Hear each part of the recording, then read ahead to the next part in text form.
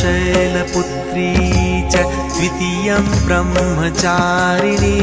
तृतीयं चन्द्रघण्टेति कूष्माण्डेति चतुर्थकम् पञ्चमं स्कन्दमातेति षष्ठं कात्यायनीति च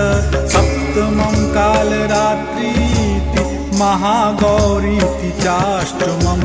नवमं सिद्धिदात्री च नवदुर्गाः प्रकीर्तिता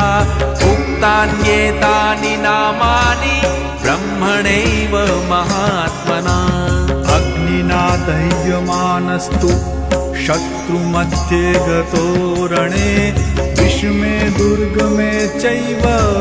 भयार्ताः शरणं गताः न तेषां जायते किञ्चिदशुभं रणसङ्कटे नापदं